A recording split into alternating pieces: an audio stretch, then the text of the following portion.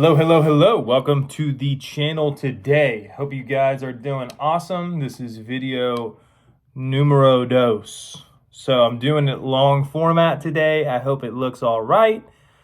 I hope you guys have been conquering all day. So what we're going to talk about today is the power of your yes has no value until you empower your no. So when you talk about creating your ideal state, I'm going to break down dimensional time space in a way that I haven't done before. And in order to do that, a drink is necessary. So when you look at dimensional time space, there are dimensions, right? First dimension, everything all together all the time.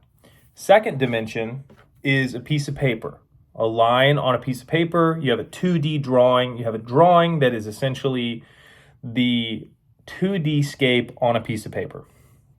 Now you go to third dimension, you have a physicalized third dimensional reality. Space, width, depth, height, all combined to make a third dimensional reality. Now when you go into a fourth dimensional reality, what you're dealing with are states that can pop in and out of existence. So your mind is a great example of a fourth dimensional reality. So if you have a fourth dimensional reality, what that is you can pop into your mind a cube, right? And you can hold an image of a cube, but you can't really touch it. It's not physicalized. That's a fourth dimensional reality. The fifth dimensional reality is what you could call Isaac from the Bible or the Father, which is the I amness that holds within it that fourth dimensional reality and is able to interact with a third dimensional reality, is able to draw on a two-dimensional reality and participate in that one-dimensional reality as well. So when you look at yourself, right, and you have a goal to change who you are, what you're really doing is you're changing your I amness and your fourth dimensional reality, and you're trickling that down into your third dimensional reality. So when you have your mind, right, I am, that's your 5D.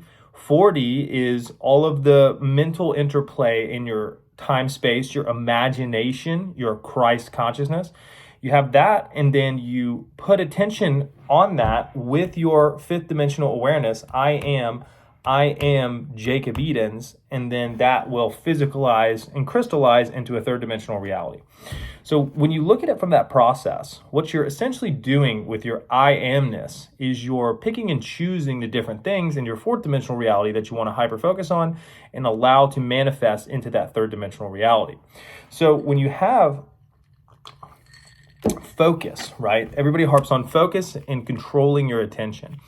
Now, you can look at controlling your attention as willpower, in which willpower is a focus, concentrated effort in order to linearize your focus.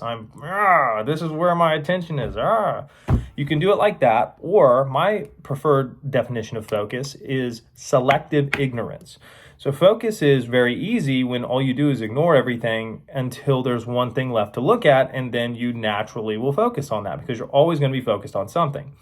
So when you have the binary faculty of your 5D, your I amness, and your ability to focus on any of the fourth dimensional mindscapes, which will empower themselves and basically be brought into reality, which I'll talk a little bit more about that. When you have, your focus, basically, I am Jacob Edens, you empower and bind yourself to that with emotion. Emotion is the tie to things. Emotion is what saturates a state. Emotion is what lets you know it's either energized or non-energized.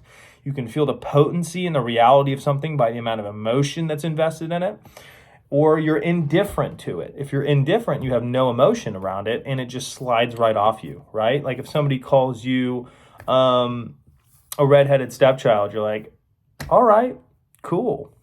If somebody calls you the worst word that you were bullied with your entire childhood and you have horrible traumas around it, you're going to be like, I'm going to kill this person, right? You're bound to that thing through the emotions that you have coupled with it. So indifference, remember, is the knife that cuts, and feeling is the tie that binds. So when you look at your reality, right, what you're essentially doing is you're going from an unwanted state to a wanted state. So when you have the ability to focus selective ignorance, which means ignore everything, it means a vast majority of things in your world you want to deny and or ignore. And the reason for that is because you want to always reorient yourself to your ideal. So if you have something like a checking balance that isn't favorable, you want to go, nope, that's not my checking balance. I'm a person who always has more than enough, right? Because the alternative is if you get caught up in that and you start feeling bad about it and you don't like it, so you keep looking at it, keep calling people to change it, you're sticking and gluing yourself to that current reality with the emotion that you're coupling with it. So the best thing to do is go, nope, that's not me. I am the person who's resourceful and always makes way more money than they need, right? And now you're putting that feeling and that emotion onto a wanted type of identity. And what your I amness is conditioned to be through the laws of identity will express itself on the screen of space and then express itself onto the third dimensional reality. So when you start feeling and identifying as something, the first things that you'll have are emotions and thoughts around that thing, right? I am the world's greatest stand-up comedian. I am the world's greatest stand-up comedian. Up until this point, if that you just decided that, you're just thinking those thoughts and kind of feeling like what it would feel like to be that. Now, as you continue to ingrain and persist in an affirmation, what will happen? Well, you'll get more thoughts, you'll get more feelings, and then you'll start to go, well, maybe I'll buy a book on it. Maybe I'll go to open mic. Maybe I'll do this, right? That third dimension will come later. But where your primary work is essentially anything that is not wanted. You go, nope, that's not me. With the knife of indifference, you cut your ties to anything that you don't want. You're indifferent to it. Nope, that's not me. I am this. No, it feels good to be this. And then what happens is you start to glue yourself to the right things, the right conditions that you want to express. And as you go through that process, you do two things. Number one, you shift your dominant focus in the things that you are attached to in such a way that everything you have is wanted. Everything that you have is basically of your choosing. And that's really when life takes off. You have everything of your choosing. You have it the way you want it. You have the emotions that you want. You have the thoughts you want. You have the results you want, right? That's the game. That's how you win the fucking game. Now, the second thing, and this is a process that will make you more efficient, is when you have your mind is broken into two parts, right? People call it conscious and subconscious. You can call it whatever you want to call it. But whatever it is, it simply works like this. Small portion of your mind is the conscious mind. That's the choosing part. You get to choose what you focus on. The big portion of your mind, 95% and up, is the executor and the coordinator of reality. So when I think I'm wealthy, I make money every day, right? That's my job. I am identifying as who I am and I'm feeling like that person. The subconscious gets impressed through that repetition and through that emotion, and it's like a fucking supercomputer. It goes and puts an idea in this guy's mind, puts an idea in this girl's mind. Hey, maybe I should check out this guy's thing. Maybe I should pay him money. Hey, let's get together and do this and this and this. Let's go get a coffee. And while they're getting a coffee, it'll flash them a little thing of something that they can buy. Like, that's how powerful your outer subconscious mind is, right? But if you were conscious of all of those processes that it took to make those things, you go nuts. So when you individualize yourself, you are only responsible for focusing on the I amness part of who you're being and syncing yourself with the wanted things and binding yourself with the feeling states of already having those things. Knowing that through that process of repetition, it will impress your subconscious mind.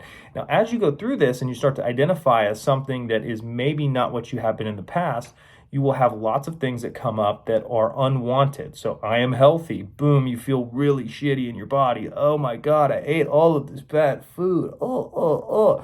That's your old state trying to survive. Because remember, what you bind yourself to with feeling is your in the now crystallized reality. And the way that a crystallized reality stays alive is through your attention to it. So once it realizes that you're withdrawing your attention, it goes, wait. No, I need that to survive. No, feel me. No, I'm real. I'm a real boy. And you have to continually have that guard dog up that says, nope, that's not me. And it's just indifference. Nope, I'm not that. I'm healthy. Nope, I don't care about anything. I'm healthy. And what that does is every time you do that, you cut it with a knife of indifference and you desync it and you debind it from your beingness, and it gets less and less powerful every single time that you do that, while simultaneously reaffirming, that's not me, I am this. It feels good to be this. You're binding yourself to what you want to be. And the better you get at that process, that little guard dog in front of your subconscious mind, who is a weak puppy in the beginning, who's everything is unwanted, having to say, no, that's not me, no, that's not me, to fucking 1,000 things a day, becomes a super jacked up, steroided pit bull that just annihilates anything that is not what you want. I am wealthy. No, shut up. It just conquers all of those unwanted circumstances because you've refined and honed that muscle, and it does not take that long to do. And now you have this part of your mind that is like a fortress that will refuse to accept anything that is not a wanted thing that you claim to be or you want to experience. It will defend you to the death, because right now, if you're just starting this process, you have the opposite of that. You have a mind that attacks you and tries to tell you who you are. It tries to enforce its will on you. You'll never get up in the morning. You'll never be able to do this. You ain't jack, right? That's your mindscape right now. So in order to break that type of dynamic, the way you break it is with indifference. No, that's not me. I'm this. Feels good to be this. And you just reiterate that process 24/7.